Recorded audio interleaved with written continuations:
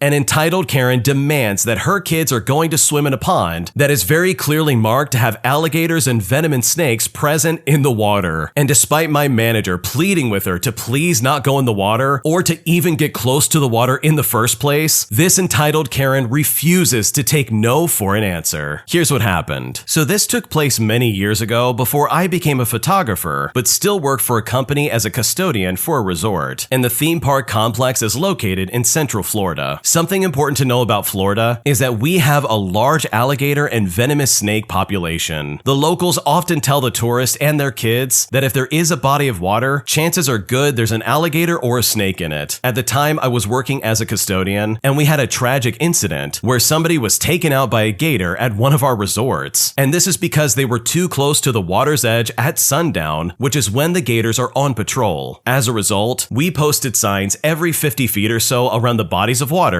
stating that alligators and venomous snakes are present. Please stay out of the water. But of course, we joke that people just don't know how to read. Now, this takes place maybe 3 weeks after that person's passing, so people were still very much talking about it. I was doing my rounds around sundown when I noticed Karen and her 2 little kids very close to the edge of the lake, literally just a few feet away from one of those signs. And they were wearing swimsuits and were setting up towels. Now, my manager was helping me and he noticed the family as well. My manager goes over to alert the family to stay away, and this is the conversation that follows. The Karen looked at him and said, "So you're saying there's alligators in this pond?" My manager said, "Yes, ma'am, at least 2. The Karen, not believing him, said to him, "Well, how do you know?" My manager just said, "Well, I saw them." The Karen then asked how long ago it was, with my manager responding that it was just a month ago. This Karen then says something really stupid. She says, "Well, how do you know they're still there?" My manager says, "Ma'am, when alligators find a spot they like, they generally tend to stay there. Every body of water has a gator or a snake in it, so it's safer to just stay away." The Karen then says, "So you're saying there's alligators in this pond?" And they went in this loop for literally 10 minutes. And at this point, I could tell that my manager was on the verge of verbally bruising this lady. So I'm taking my time cleaning and waiting for my manager to deliver the verbal knockout punch. The Karen then shouted out, "I don't care if there's an alligator in this pond. My kids are going swimming in there. It is too crowded in the pool." My manager then said the next beautiful sentence. He said, "Lady, I'll personally put you and your kids on the next flight home if you don't leave." And this was finally enough to shut this Karen up as she grabbed her kids and stormed away. I high-fived my manager and we got back to work, with the both of us coming up with running jokes where we question if alligators truly are in this pond. Yeah, that entitled Karen is seriously a complete moron. Who in their right mind would go to Florida, a place that is notorious for having alligators and snakes, and say to your kids, "Okay, time to jump in this mysterious pond, go ahead kids"? Like, does she want her kids to get eaten? Because that's what happens. Like, seriously, if you Google the words Florida alligator and attack, you're gonna see a myriad of stories pop up that basically detail exactly what this lady was trying to do. So it honestly blows my mind that this Karen would be so irresponsible that she would not only encourage her kids to swim in this stupid pond, but also she would refuse to listen to somebody who lives there. Like, lady, I'm pretty sure the manager wasn't just making that up. They wouldn't put signs up and lie to the general public if there weren't actually alligators and snakes there that would happily eat any one of your kids. So overall, that Karen was so far out of line, it's not even funny. She put herself and her kids in danger, and that, in my opinion, is completely unacceptable. If you like Am I the Jerk, you're probably going to love Am I the Genius. Check it out, link down below in the description. Also, go to amithejerk.com/submit if you would like to submit your own stories. Am I the jerk for being upset that my in-laws are coming along on my honeymoon? Here's what happened. So for a bit of background, my fiance and I met our sophomore year of college and started dating post-graduation. We had been together for 2 years, and my fiance was not close with his family growing up at all. In the 2 years we had been dating, I have only met his parents like 3 times, and that doesn't bother me. Like I said, he has a lot of resentment due to his upbringing, and just doesn't like spending much time with any of them. Nothing bad happened to him on their part, but outside of his basic needs being taken care of, there was very little emotional support. My fiance was given a terminal diagnosis a few months ago with a 2-year life expectancy. Treatments are not an option, so we are just living life to the fullest. After he learned of his illness, he and his family have gotten a bit closer in that they see each other more often. His family, who's also very, very wealthy, gifted us our honeymoon as our wedding gift. My husband and I chose a vacation in Mexico because we wanted a relaxing resort vacation and to go snorkeling together. It was gonna be one last bougie trip on our bucket list. But here's the thing, his parents also chose the dates of the honeymoon without asking us. So they chose to book the trip so that his birthday was during it. Then they said they wanted to spend his birthday with him, so they will be joining us. They did get their own suite at the resort, and both of his siblings got rooms at the resort too. Now don't get me wrong, I am very grateful that they are gifting us this experience, but I'm annoyed that they deliberately made it during a time that they could conveniently join our honeymoon. I know he's sick and I know they want to spend time with him, and my fiance won't say anything to them because he doesn't want to fight with anyone during his final time here, which I completely understand. I think I just wish they would have booked a separate trip for the family to go on rather than during our honeymoon, a time that we could have spent together alone, which honestly we rarely get these days. Between hospital visits and seeing friends and checking off things that he wants to experience, we are pretty busy. Like I mentioned earlier, money is not an issue and could easily have been made into a separate trip, but they chose to make the trip during his birthday, so they had the excuse to join in. When they told us that they were also coming along on the trip, I said that was a little bit strange, and now they are mad at me for not understanding how important it is for them to spend my fiance's birthday with him. The entire family thinks that I am wrong for being upset about this, and his parents have said I will barely even see them, so I shouldn't be that upset. But we are staying at the same resort with rooms literally right next to each other. What should I do? Honestly, if I can be completely honest with you, I understand where you're coming from, and I understand why you would say, wait a second, this is kind of weird, right? Like, this is your honeymoon, and honestly, if I had in-laws who came along with me on my honeymoon, I would lose my mind. There is no way I would be okay with that, and honestly, that's completely uncalled for. But unfortunately, the circumstances are way different. Your husband has 2 years left to live, and this is one of the few birthdays that he's ever going to celebrate with his family. So with that in mind, I don't blame the extended family for coming along. Sure, this is your honeymoon time, but seriously, just treat this like a vacation. I think if I was in your shoes, I would apologize and try to make things right for this trip, because this is a very weird situation, and under normal circumstances where you get to spend the rest of your life with your spouse, I think it would be completely reasonable to be upset with your extended family. So I don't think you're the jerk for having that knee-jerk reaction, but I think it would be in your best interest to make things right with the extended family, because this situation is very weird, and I think with all things considered, you really should just focus on the time you do have left with your fiance. My boyfriend said that if we have a house and kids, he would want his brother to live with us so that he could save for a house. But I was honestly really bothered by what he said, and now I'm not sure how to bring up the topic again, and at this point, I seriously don't know what to do. So we have only been dating 1 month, so it's still early enough where I'm trying to sniff out any kind of red flags. We both want a house and kids and marriage. He says that he wants to buy the house and it be in his name, and all I would need to contribute to it is the electric bill and the gas bill, and honestly, that's fine with me. But then he says that he wants his brother to move in so he could save for a house. His brother is a couple years younger than my boyfriend, and I've never met his brother, so I immediately said, I don't want that. I explained that if we have kids, I'm going to not be okay with having anyone else in the house besides us and our kids. I'm also very worried that he has this attitude of, oh, this is my house, so it's my rules. He hasn't said that, but I'm worried about it. I don't want something held over my head that was his choice to make. He equated it to having a grandfather with you and said his grandfather lived with him growing up, but I did not think that was the same as a brother. I said I would be okay with it if he was with us because he's working really hard for a house and will leave in the foreseeable future. Now, if I'm going to be a working mom, I feel like I have to have veto power over a decision like this, but it didn't seem like he understood why I did not agree. So honestly, how should I conduct a conversation with him to tell him how I feel, lay out boundaries, and how to know that this is something to leave over? What should I do? Honestly, the fact that you're talking about buying a house and getting married and having kids literally 1 month into your relationship is a major red flag in my opinion. Like seriously, why is this happening so soon? I can't imagine dating somebody and then 1 month in being like, yeah, what are we gonna do when we get married? It's like, are you kidding? I don't even know if I'm gonna stick around with you. I don't know, that's just such a weird early conversation to have this early in the relationship. But if we want to look at the hypothetical situation that's placed in front of you, the fact that he says he wants the house to be in his name only, that is a major red flag in my opinion. Like, why would it not be in both of your names? Is he having it so it's in his name so he can kick out out whoever he wants? Like, that doesn't seem right to me. Also, when it comes to the brother thing, I would be upset as well. I'm right there with you. And also, how long are they gonna live there? Is this like a few weeks or a few months, or is this gonna be like a few years? Am I gonna look up 9 years from now and they're still living in the house with me and my family? Like, there's no way I would ever be okay with that, and I can completely understand why you would be like, wait, that's definitely not gonna happen. So in my opinion, I think you need to realize that it's way too early in the relationship to have these kind of conversations, especially if you're having second thoughts about even dating them. But based on what he has said, most of what he said, in my opinion, is a massive red flag. And if you do continue with this relationship, I just would be very careful with what you do moving forward. My entitled mother-in-law demands to schedule a 10-year-old's birthday party right in the middle of a California wildfire. Here's what happened. So for those who aren't in a wildfire region, usually what happens is most people quarantine inside their homes, wear a mask if they go outside, or leave the region if they can, until the smoke finally goes away. Schools get canceled and some employees work from home, and if you put a filter on a window, the filter literally turns black. Ashes fly around like snow, and it's really annoying if they get in your eye. Now, there were wildfires around Northern California, and the area looked like foggy San Francisco. This region wasn't evacuated, but it was close enough that tourism slowed down, air quality was toxic, and there were ashes everywhere. I had only been with my then boyfriend for a couple of months, and we visited his family on a couple weekends. His mom called and invited his 10-year-old sister's birthday party during one of these wildfires, and only non-family members showed up. We were invited because he was family, and to compensate for the lack of guests. She didn't want to plan it for the weekend before or after, but instead it had to be that weekend. Even if the party took place indoors, most parents don't want their kids going to a birthday party in that air quality, or they may not even be in town. I'm not even sure if her friend's parents found out she let them use the outdoor jacuzzi. Even if it was for 15 minutes, I would be ticked if I found out my kids were using a jacuzzi outdoors when there were ashes flying around. Later on, I asked my boyfriend why she would plan a birthday party in the middle of a wildfire, and he explained that they moved a few years before from a rural country where wildfires were so common in the summer, most people went on with everyday life as normal. But we both agreed that while it may have been normal then, she hasn't realized most places are different, and we don't think his sister realizes that this is why only one person showed up. She might think everybody else just didn't go or just flaked out. His mom made a Facebook post about the party and mentioned how his sister feels down every year but still makes the best of it because they plan her birthday every year whenever they want, regardless of what's happening around them. Her birthday would have been a lot more fun if it had been planned on another weekend, whether it's a week before, after, or even a month later. But the entitlement to a single weekend is the reason this happens every single year. I didn't realize how serious the air quality was until we moved to this area, and despite working indoors most of the day, the time I spent outside commuting made me sick. I worked in a restaurant, and because I worked with the public, I could see everybody around me getting sick and coughing like crazy. I moved from a place that also had wildfires, but didn't spend enough time outside to know how bad it was, and the smoke wasn't as heavy, so this is why I agreed to go. My boyfriend and myself agreed that it was a bad idea to go, and we definitely would not be doing that again. But at the time, he was going through some things, and visiting family was a way to escape. Things were good back then with what would have been my mother-in-law, but this is one of the first red flags I saw, and as of today, I'm no contact, and my now fiance barely talks to her. That's honestly insane. Like, seriously, why on earth would you schedule a birthday party in the middle of a wildfire? Like, that literally just doesn't make any sense. And I think the original poster has it right. I literally think this is just because they were being entitled, and not because they had like a special date in mind or anything like that. They just said, oh, we're doing it on this day regardless of the wildfires going on around us. Now, here's the thing. If I was invited to this party or something along those lines, there is no way I would bother to show up to that place. Like, seriously, did she really think anybody was going to show up to that party? Like, the air quality is awful, nobody can breathe, and what does this mother-in-law do? Oh, she breaks out the jacuzzi and says, let's sit outside for 15 minutes. But I would be like, no, how about we go inside and, like, I don't know, grab our rescue inhalers because I have asthma and I think I'm passing away. So if this was the first clue that this lady's a big walking red flag, honestly, I kind of don't blame you for going no contact, because what she did was honestly insane, and there was no good excuse for these kind of actions. Am I the jerk for refusing to spend Christmas with my ex's new family? Here's what happened. Okay, so I have a very complicated family system. There's me, I'm a